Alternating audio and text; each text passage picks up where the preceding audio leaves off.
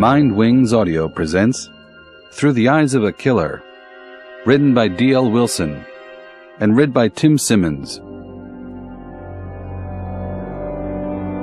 The darkened alleyway glistened eerily with a full day's worth of rain, which had gathered in huge puddles that reflected little light from the dimly glowing streetlights along the adjacent dormant street.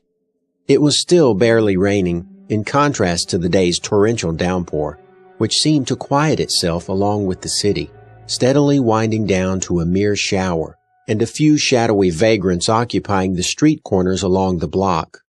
The silhouetted aged buildings that outlined the alley loomed overhead like prehistoric red brick faceless dinosaurs, with no windows facing the alleyway, and only an old decrepit fire escape and a few plasti-mold dumpsters beneath it, to add detail to the otherwise bland backdrop of this part of Albany, New York. Nestled behind one of these dumpsters, and underneath the rusty fire escape, lay a sleeping vagrant, who, to all outward appearances, looked as though he were dead, save for the unsteady, barely noticeable rise and fall of his chest with every ragged, intoxicated breath. From the mouth of the alley, and seemingly out of thin air, came a hooded figure, slowly advancing toward the opposite dead end, glancing around, as if searching for something or someone.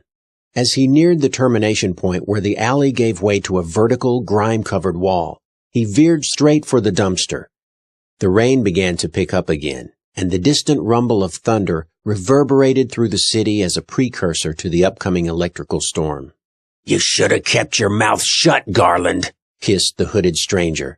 From his waistband he produced a large kitchen knife, holding it with the butt in his palm and the blade running up the inside of his forearm, keeping it somewhat concealed.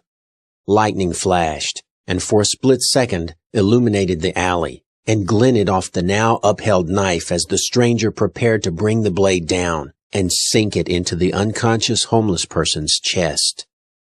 "No!"